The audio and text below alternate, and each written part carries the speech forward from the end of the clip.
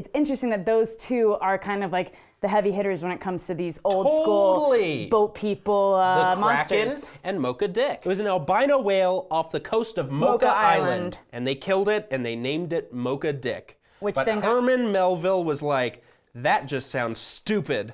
Let's go with Moby Dick.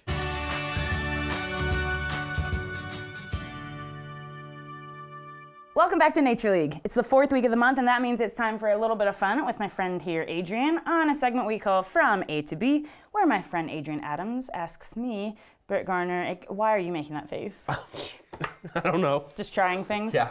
Good. Just making a choice. That's a strong choice. I wouldn't make it again, but it was bold. So this month we have been talking all about oceans, the things that live in it, all the nutrient cycling. We've even dug into the peer-reviewed literature last week's, but I wanted to know what question you had for me about the oceans. So all over the world, there are stories of terrible sea creatures like the Kraken, giant whales that attack ships.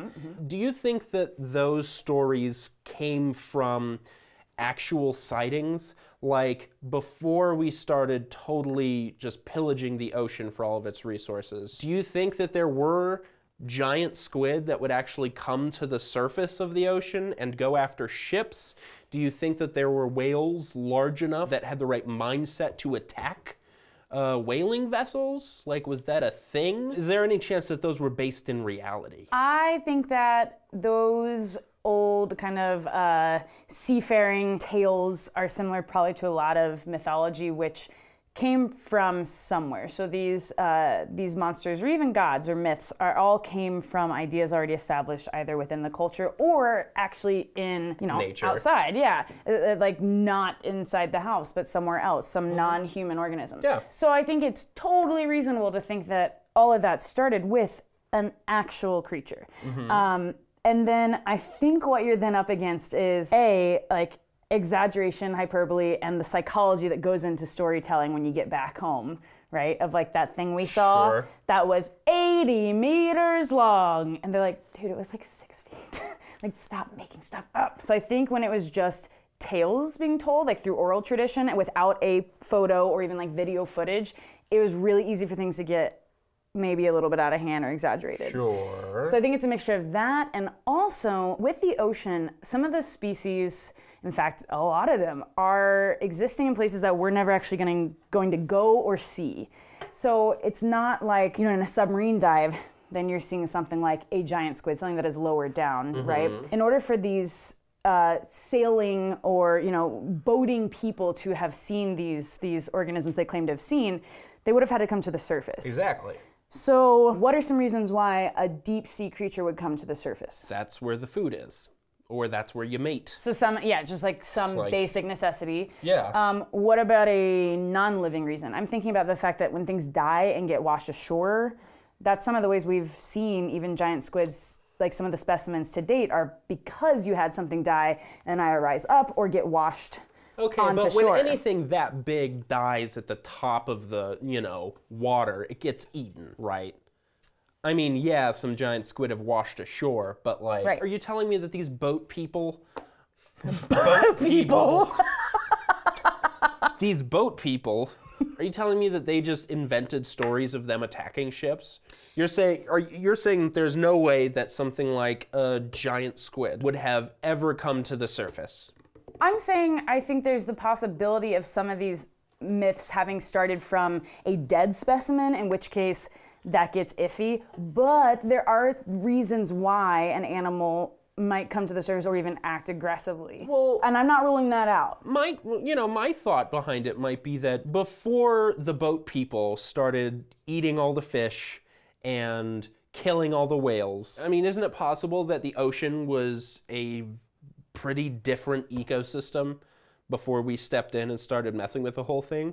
Is it possible that there was a breed of giant squid that was like on the surface and, or closer to the surface, and that's just what they did? Yes and no. I think for something that large to exist, it needs a lot of space, and that space is not going to come from the shallow type of seas where you see a lot of like fishing and other things of depletion. It would be typically in a larger maybe open ocean or even something more benthic. So that would Benthic. Benthic. So the benthic zone is a deeper zone of ocean.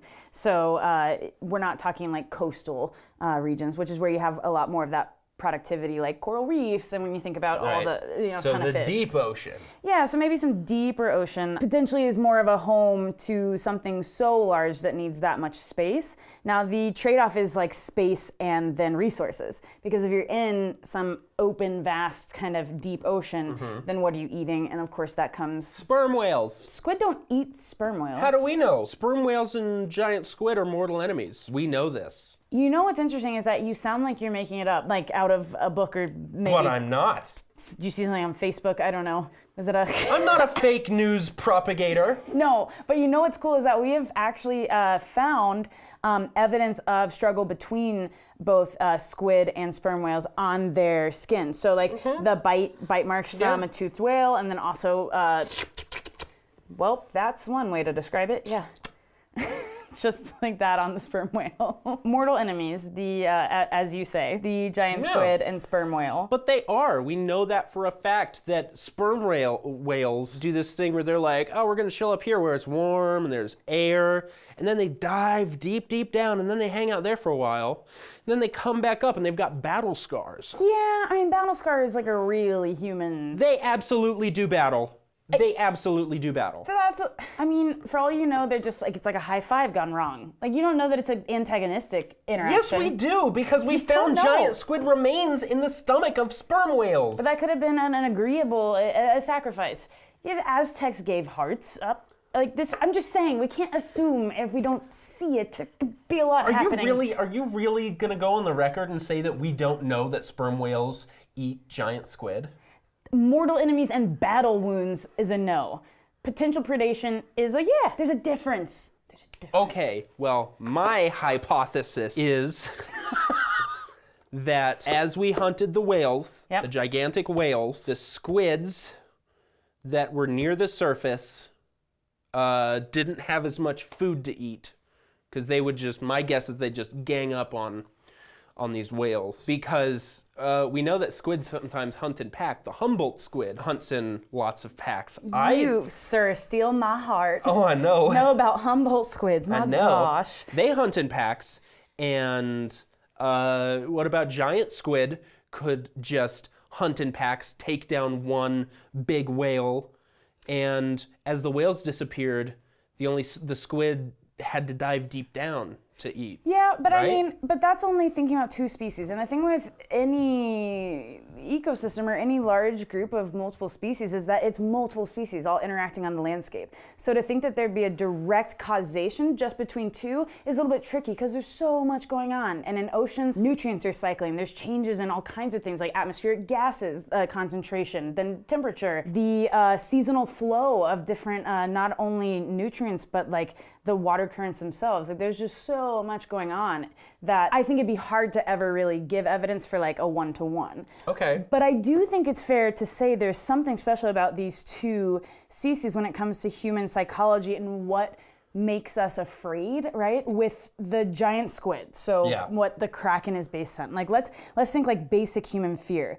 We're talking about something that not only is massive, right? But it looks so different than ourselves. Right. And the eye, like how big the eye is there's something so alien about that I think is one of those, like we've based science fiction and like actual, you know, alien monsters off of this idea. So there's something there. But what about sperm whales? They are these giant predaceous things, and at least a couple of times in history, you had a sperm whale say, "See that boat? I'm gonna wreck that boat right there." That one. Do you think that at some point, when boat people were first starting to populate the world, that whales were big enough to make that happen?